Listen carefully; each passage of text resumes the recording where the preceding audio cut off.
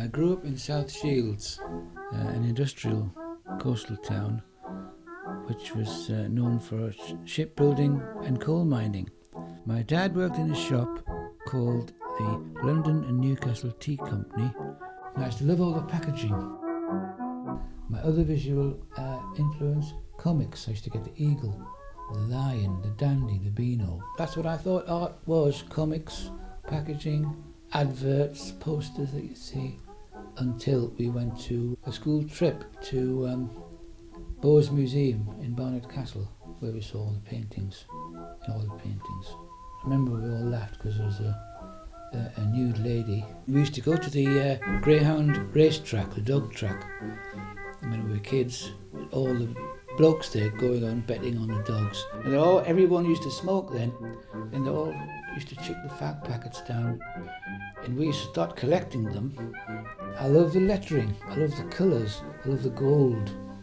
The Jetaines cigarette packet with the dancing girl on, and the Art Deco smoke design, and the two clashing blues. And that must have influenced my work later on.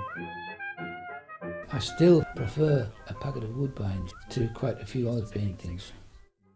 Tomorrow, the vocational careers officer is coming in and he's going to advise everyone what they're going to do, what's going to happen when you leave school. Not you, Leith. You're going to art school. I thought, what? They sent me to art school, which was great. All they did was art. It was like a dream, it was like heaven.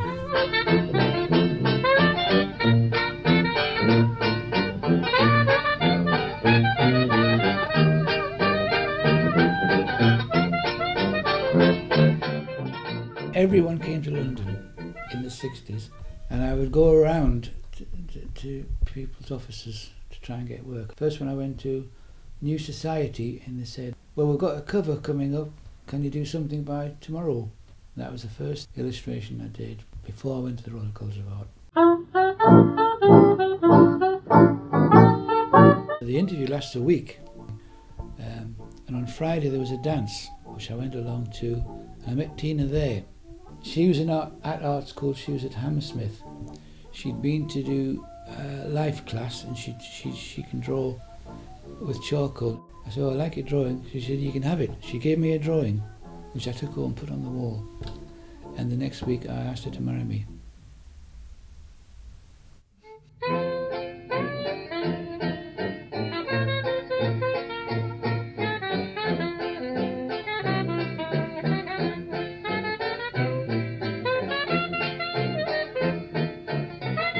And of course, when I left the Royal College of Art, doors were all opened. The first thing I did was work for the Radio Times, because they used to employ lots of illustrators.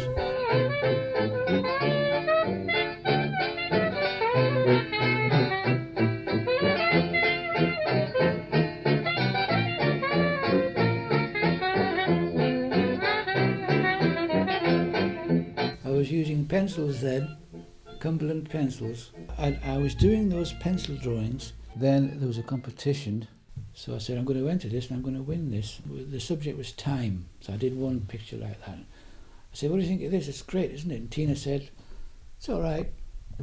It's not going to win. I said, what am I going to do then? Shall we do something better? So I did that, and I used masking fluid. She said, that's really good. Now, that's really good. The phone rang all the next week.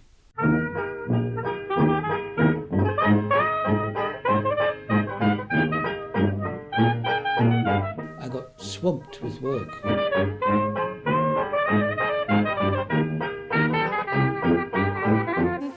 anniversary of Kew first opening to the public. The regular commercial artist ever since he left the Royal College of Art over 20 years ago. The trees that you've drawn are very straightforward, they're accurate reproductions.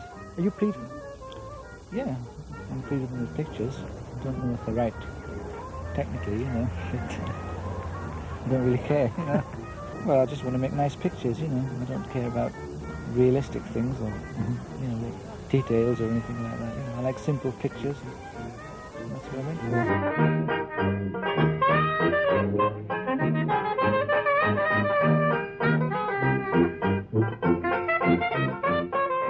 I used to go to all the top London design places like Pentagram. Then I used to go into where's everybody with the desks? Where's all the desks on? So we don't have drawing boards now, Paul. And then it was all computers. That was a new thing, that they sat with computers, you know. And that was when that came in. And oh, you've got to do this, Paul. I never did. But then I didn't get much work, so that's when the work stopped coming.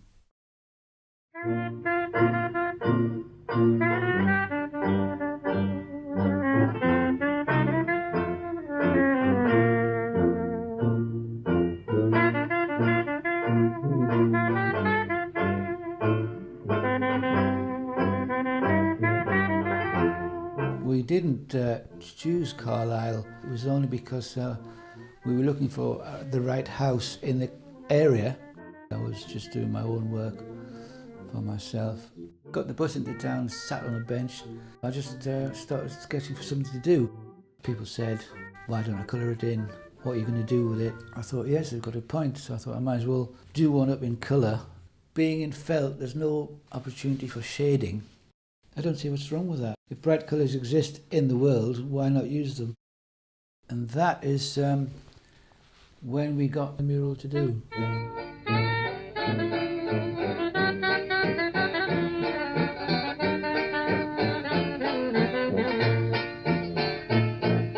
I did layouts on paper, roughly.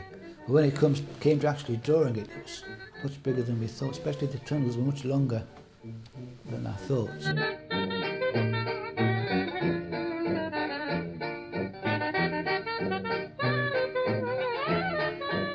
A mural you can see from miles away. I can see my mural from the bus.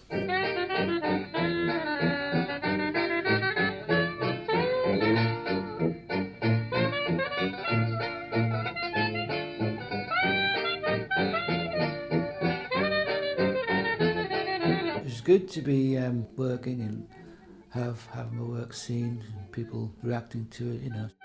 It's nice to be part of the world again, you know.